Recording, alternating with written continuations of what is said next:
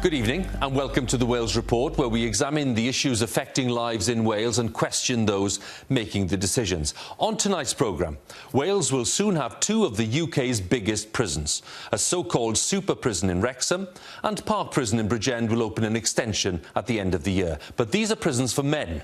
There is no prison or any custodial facility in Wales for women. And that means that female offenders often serve their sentences hundreds of miles away from their homes and families, which critics say has a negative impact on rehabilitation and could be a factor in high rates of reoffending. Chris Perry has this report. Anna Graham often finds herself behind bars. She works for a charity that helps Welsh women in prison. Today I've got 3 clients to see and gauge what their issues are, whether it is housing, jobs, children, drugs and alcohol. Often with the clientele it's often a big mix. They get lost in the system because they are Welsh. Wales doesn't have its own female jail, so Anna regularly makes the 100-mile round trip to Eastwood Park in Gloucestershire, where over half the inmates are Welsh. It is pretty daunting when you get inside, because often I have to speak to the girls behind their door. So if they're locked down, I have to speak them through the shutter of a door. Anna specialises in helping female inmates with mental ill health.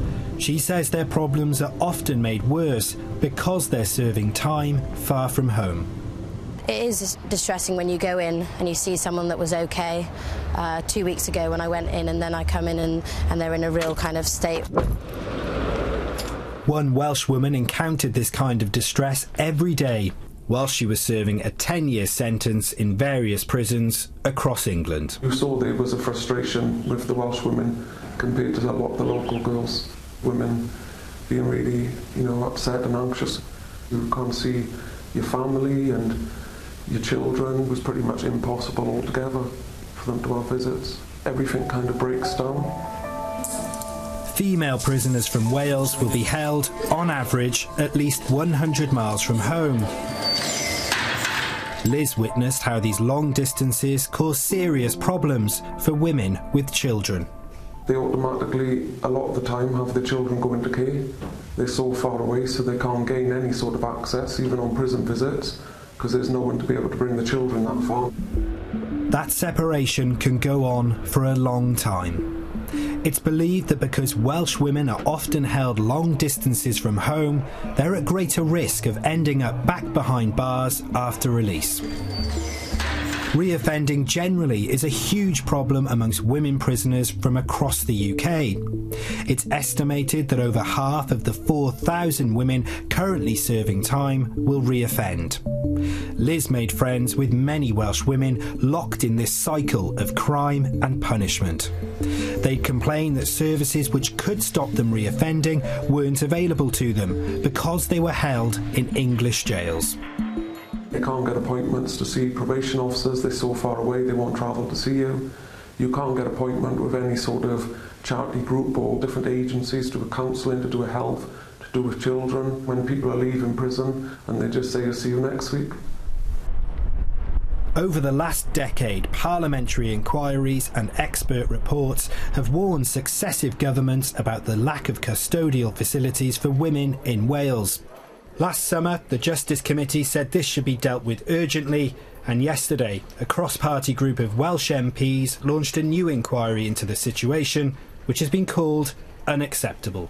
I do think that Welsh women suffer disproportionately because of the distance that they have to travel from their home base, from their communities, from their families. What would be ideal in Wales is to trial some small custodial units, perhaps one in North Wales, one in South Wales, and there has really been limited, disappointing progress. In Scotland, there are plans to build a new jail for women. In Wales, there are none. The super prison that will be built in Wrexham and the new unit being constructed at Park near Bridgend are for men only. So the trips to see Welsh women in English prisons will go on for charity worker Anna and her colleagues as they continue to see the damage it causes. You lose housing, you lose your children, you lose masses amount of things that then throws their life upside down ultimately, which is so disruptive and dangerous for these women. Well, that was Chris Perry reporting there. In a statement, the UK Justice Minister Simon Hughes told us there are no plans to build a women's prison in Wales, but where possible, Welsh female offenders will be held near the border or close to where they live, he said, and on release, they can get help to prevent reoffending and adjust to life outside prison. Well, let's reflect on that and talk a little more to Tracy Worth, who's with me, Vice Chair of the National Association of Probation Officers Cymru. Thank you very much for coming in, Tracy. Thank you, Hugh. What is your case for a women's prison in Wales? Is that case a strong one? Well, yes, the issue is that, as the film identified, the majority of all female offenders who are sentenced to a custodial sentence, the closest prison is in Gloucester. And that's not the only issue. We haven't got any approved hostels in Wales. We haven't got any bail hostels in Wales. So this is an issue. If they go to court and they're deemed they can't go back to their family home for whatever reason, they have to go somewhere in Birmingham, is our closest approved hostel. In terms of being a practitioner and a probation officer, working with female offenders, it's really difficult to maintain a link with them whilst they're in custody, say they're in Eastwood Park. We are obliged to keep in touch with these offenders, and subject to sentence planning meetings, we'll go up and we'll meet them. But it's really difficult because of the 2-hour travelling time, well, a 4-hour round trip, and across the Severn Bridge, and it's really costly as well. When you look at the high rates of reoffending, and they are very high, over 80% in some cases, when people say, look, if there was a facility based in Wales, it would help to tackle that, there'd be schemes available which are not available at the moment. Give us some examples. I mean, how would that work, and why would it bring down the reoffending rate? Well, we've got Baroness Coston did a report in 2007, and she concluded that we needed to do more in terms of working with female offenders. We're actually applying a male-dominated criminal justice system to female offenders, which isn't working. And as a result of that, probation has been doing women-only reporting and women champions in each office. So we've been really getting together with other agencies to create a sort of more interagency approach to tackling female offending. Unfortunately, the government now is planning on privatising half the probation service, which is going to impact on that sort of interagency approach, because the majority of female offenders will now be supervised within the private sector if Graylin's plans go ahead. But couldn't that work? Why wouldn't that work?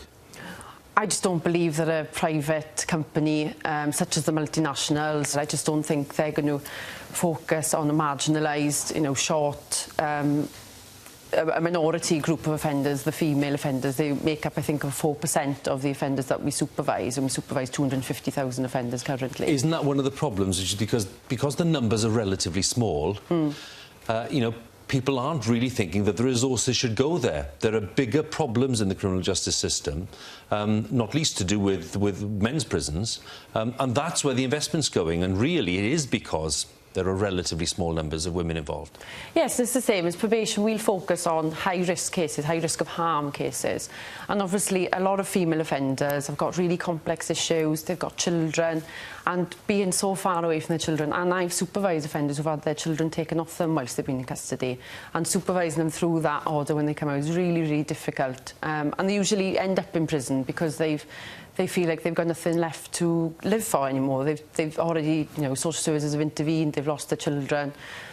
But in terms of, yes, I can understand why we sort of, focus most of the money and stuff on male offenders, because that's the biggest group. But in terms of female offenders, I think before now, I've supervised females and I've been so concerned about their safety. I've been lying in bed at night worrying about them.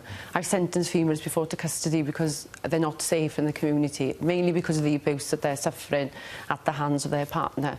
A lot of the women that are in custody are victims themselves, and some of them are only just 18. We really need to do something in Wales. If we can't do a custodial sort of setting, we should at least get sort of a home for vulnerable women or something like that, or a one-stop shop kind of centred approach in terms of mental health organisations, social services and things like that, all in one building. We heard the suggestion there, didn't we, about a facility in the south, facility in the north. Just a final point, just to really underline the point about children, the advantages of saving lots of money because of the expense of putting children into care, that actually there is a cost advantage not to put women into some of these custodial areas, because you then actually create far more financial cost with the care of the children. Yes, definitely, and there's lots more that we can do for female offenders.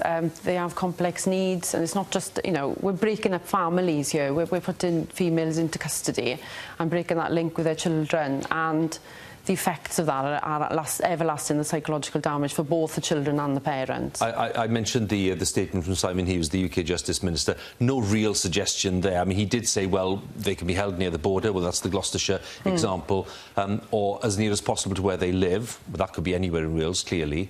But there's no real sense there, is there, that they're moving towards the kind of facility that you want. So if that's not going to happen, what are the implications of that? Some of the families that people come from that go to prison, they haven't got the money, they haven't got the time to travel all that way to see them, and they're missing out, on a valuable service that we're providing to men but not providing to women, and they need that emotional support. They need that support, a little bit extra support than the men get.